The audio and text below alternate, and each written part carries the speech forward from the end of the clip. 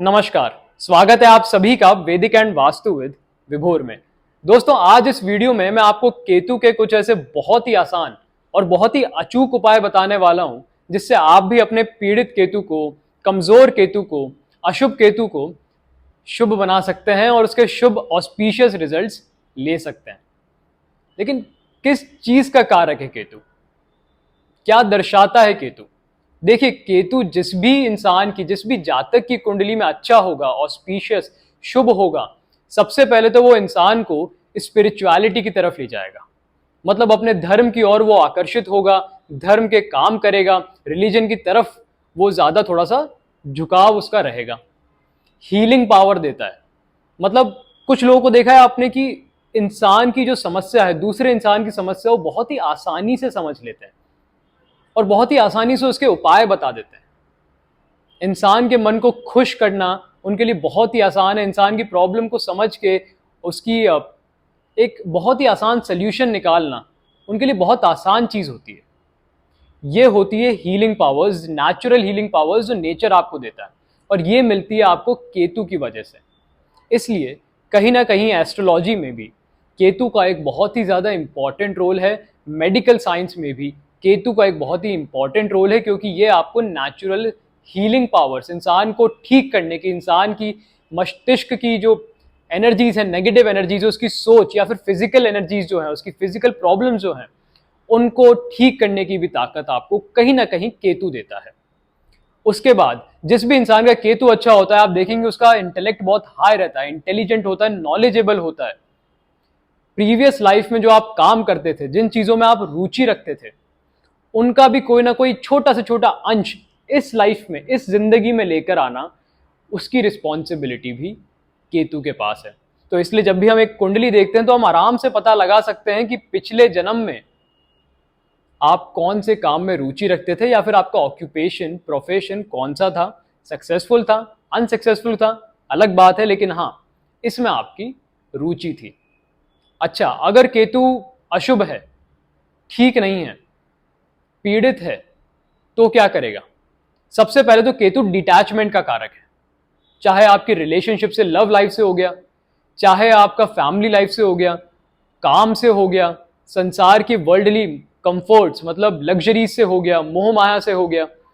Depend करता है केतु आपकी कुंडली में कहां विराजमान है, उस पर डिपेंड करेगा किससे आप डिटैच होंगे। लेकिन हाँ, केतु डिटैचमेंट का कारक है। बंधन योग ये बनाता है, जेल के योग ये बनाता है। उसके बाद अगर हम बॉडी में देखें तो स्टोन्स का कारक केतु है, पथरी का, स्पाइनल कॉर्ड। स्पाइनल कॉर्ड में रिलेटेड जो भी प्रॉब्लम्स होती है, रीढ़ की हड्डी से रिलेटेड जो भी प्रॉब्लम होती है, उसका कारण, उसका कारक जो है वो केतु है। प्लस किसी इंसान में अगर रिपीटेड कफ रहता है, बार बार उसको बहुत ज्यादा कफ हो जाता है, ठीक होता है फिर कफ, ठीक होता है फिर कफ, तो भी यहां पे केतु पीड़ित है। सबसे जो खराब चीज है केतु की, वो ये है कि मेंटल हेल्थ को बहुत ज्यादा परेशान करता है। मान लीजिए अगर चंद्रमा के साथ आगे बैठ गया, तो क्या करेगा कि इंसान को बहुत ज्यादा ओवर थिंक कराएगा, ये अननेसेसरी की चिंताएं देगा, वरीज देगा, जिस बारे में सोचने की इंसान को जरूरत भी नहीं है, उस बारे में सोच सोच के इंसान इतना परेशान हो जाएगा कि बात का बतंगड़ बना देगा। इतनी सी प्रॉब्लम होगी, बहुत बड़ी बना देगा, राई का पहाड़ बना देगा उसका। तो ये है केतु। आइए फटाफट जान लेते हैं कुछ ऐसी केतु की रेमेडीज जिससे आप अपने केतु को शांत कर सकते हैं और शुभ अवस्था में ला सकते हैं। उससे पहले चैनल को सब्सक्राइब करना ना भूलें, और अगर वीडियो अच्छा लगे तो लाइक जरूर करें। आइए तो चलिए दोस्तों, शुरुआत करते हैं केतु की रेमेडीज से।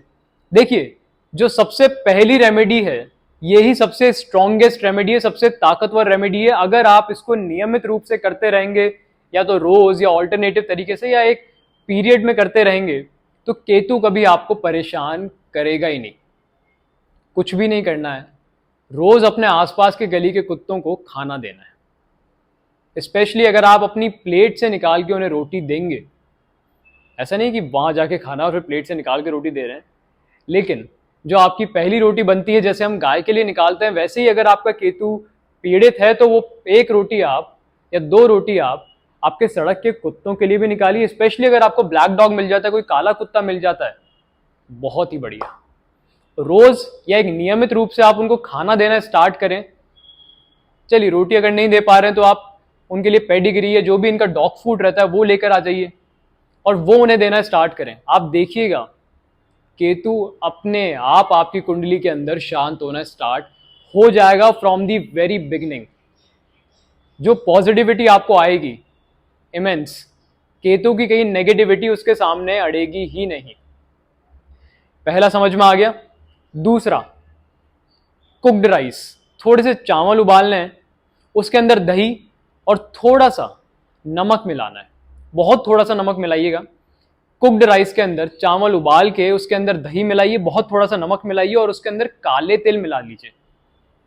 इसको पूरा मिक्स करके आपको पीपल के पेड़ के नीचे शाम में रख के आना है।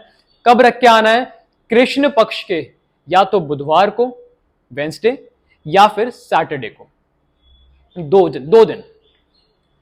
मतलब ऐसा नहीं है कि रोज रोज करना है, एक नियमित रूप से आप बना लीजिए कि या तो मैं हर वेंसडे को रख के आऊंगा या मैं हर सैटरडे को रख के आऊंगा, जो भी आपको सूट हो जाए।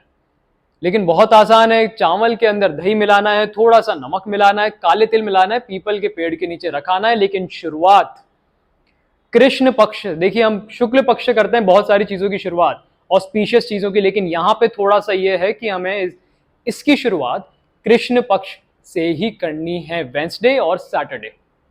डिसाइड आप कर लीजिए। अब देखिए केतु को शांत करने में दो डीटीज का बहुत इंपॉर्टेंट रोल है। सबसे पहले आते हैं गणेश जी, फिर आती है दुर्गा माँ। कहीं ना कहीं हनुमान जी का भी रोल है, तो हनुमान चालीसा तो आप रोज पढ़िए, कोई उसमें आपत्ति नहीं है। लेकिन एटलीस्ट हर बुधवार के दिन आप गणेश जी के मंदिर जाइए, उनको दुर्वा घास जो होती है वो अर्पित करिए और गणेश संकट नाशन स्तोत्रम का पाठ करके आइए। हर बुधवार के दिन दुर्वा घास और गणेश संकट नाशन स्तोत्रम का आपको पाठ करना है और हर फ्राइडे के दिन आपको दुर्गा चालीसा का पाठ करना है। अगर आपके सिटी में कोई ऐसा मंदिर है जो कि पहाड़ी के ऊपर है माता रानी का, वहां जाके आप कर सकते हैं, वहां जाके हर फ्राइडे उनका आशीर्वाद ले सकते हैं, वेल एंड गुड। नहीं है कोई बात नहीं, आपके घर में आप स्थापित कर लीजिए माता रानी की छोटी सी मूर्ति या फोटो, आसपास मंदिर है तो वहां चल जाइए, लेकिन दुर्गा चालीसा का हर फ्राइडे पाठ करना आप स्टार्ट करिए। देखिए कोई भी चीज हम डोनेट जब करते हैं ना, दान करते हैं, तो उससे हमारा उस पर्टिकुलर प्लैनेट की जो एनर्जीज है वो शांत होती है, मैलेफिक एनर्जी, पीड़ित एनर्जीज निकलती है। तो केतु की एनर्जीज हमारे ऊपर से कैसे निकलेगी नेगेटिव? जब हम किसी नीडी इंसान को, होमलेस इंसान को, मतलब जिसको जरूरत है, जो सड़क पे रहता है, घर बार नहीं है, उसको आप जब मिठाई खिलाएंगे, स्वीट्स दान करेंगे, मिठाई दान करेंगे, उससे आपका केतु शांत होगा। इसके अलावा आप और क्या दान कर सकते हैं? जैसे सर्दियां हैं अगर, तो आप गर्म कपड़े, ब्लैंकेट्स आप ये दान करिए। अगर बारिश, जैसे अभी बारिश का मौसम आ रहा है, तो आप छाते दान करिए। अब कुछ लोग बोलेंगे तो शनि के लिए है, नहीं, केतु के लिए भी है। छाता दान करना केतु को भी रिप्रेजेंट करता है, ब्लैंकेट, कंबल दान करना केतु को भी रिप्रेजेंट करता है। तो जैसे अभी बारिश का मौसम आ रहा है तो आप अम्ब्रेलास, छतरी दान करिए। इससे क्या होगा? केतु और शांत होगा। और स्वीट्स वाली जो मैंने बात बोली है वो तो सर्वप्रथम है, सबसे पहले आती है। उसके बाद मेक श्योर, एक चीज का हमेशा ध्यान रखें कि आपके जो घर की राशन हो, किचन के अंदर, किचन जो हो, वहां पे हमेशा एक शहद से भरी शीशी हमेशा प्रेजेंट रहे। कभी भी खाली शहद की शीशी वहां नहीं रखें, एक भरी हुई शहद की शीशी आप हमेशा अपने किचन में रखें। इससे आपका केतु की जो आपके घर के अंदर एनर्जीज है, नेगेटिव एनर्जीज जो आपको परेशान कर रही है, घर वालों के बीच में अगर डिटैचमेंट करा रही है, लड़ाइयां करा रही है, वो शांत होना यहां पे स्टार्ट हो जाएगी। अगर आपका बेटा है कोई, अगर चलिए आपका बेटा नहीं है लेकिन कोई भतीजा है, भांजा है, तो उसको रेगुलरली आप उसकी रेगुलरली ब्लेसिंग्स लेते रहिए और उसको रेगुलरली कोई ना कोई गिफ्ट देते रहिए। अब गिफ्ट का मतलब ये तो नहीं कुछ एक्सपेंसिव दें, लेकिन चलिए मान लीजिए सेम सिटी में हम रहते हैं, एक ही शहर के अंदर आपका भतीजा या भांजा रहता है, तो आप क्या कर सकते हैं कि उसे हफ्ते में एक दिन जाके मिल सकते हैं। उसके लिए जाते टाइम कोई चॉकलेट्स ले जाइए, उसको कोई घुमाने ले जाइए आसपास। अगर कोई चीज़ उसे पसंद है तो उस रेस्टोरेंट में जाकर उसे खिला दीजिए, या जो भी, मान लीजिए बच्चा है तो झूला झुला दीजिए, कहीं पार्क में ले जाके, जो भी उसे पसंद है। पर उनकी ब्लेसिंग्स आप हमेशा लेते रहिए। एक चीज और जो आपको हर सुबह करनी है वो है तुलसी का सेवन। तुलसी के सेवन से केतु पर बहुत ज्यादा असर पड़ता है। जो भी केतु लाइफ में आपके डिटैचमेंट करा रहा है, ओवर थिंकिंग के साथ खेल रहा है, मेंटल हेल्थ के साथ खेल रहा है, वो अपने आप तुलसी से रोज सुबह अगर आप लेंगे, शांत होना स्टार्ट हो जाएगा। एक चीज का ध्यान रखिएगा कि अगर केतु आपके चार्ट के अंदर पीड़ित है तो आप काले या फिर भूरे, ब्लैक और ब्राउन क्लोथ्स कभी ना पहने, अवॉइड करें जब तक बहुत ही ज्यादा। अब मान लीजिए आप एडवोकेट है तो आपको पहनना ही पड़ेगा। अगर आपका ऑफिस का एक यूनिफॉर्म है तो पहनना ही पड़ेगा, ड्रेस कोड है तो पहनना ही पड़ेगा।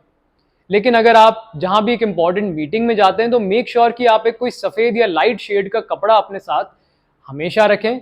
अगर ड्रेस कोड नहीं है ऑफिस में तो मेक श्योर कि काले या भूरे कपड़े ना पहने, हमेशा लाइटर शेड्स के क्लोथ पहने, जैसे व्हाइट हो गया, लाइट लेमन येलो हो गया, बेबी पिंक हो गया।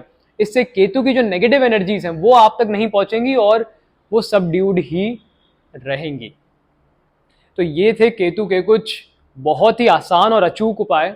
आई एम वेरी श्योर कि जब आप इसको करना स्टार्ट करेंगे तो 7 से 12 दिन में आपको रिजल्ट मिलना इनका अपने आप स्टार्ट हो जाएगा and you will feel very light. अगर केतु आपको परेशान कर रहा है तो बहुत ही हल्का महसूस करेंगे आप। अगर वीडियो अच्छा लगा हो तो लाइक करना प्लीज ना भूलें और सब्सक्राइब का बटन अभी दबा दें ताकि ऐसे ही अच्छे अच्छे वीडियोस आपको आगे मिलते रहें। चलिए मिलते हैं जल्दी अगले वीडियो के साथ, तब तक के लिए हर हर महादेव।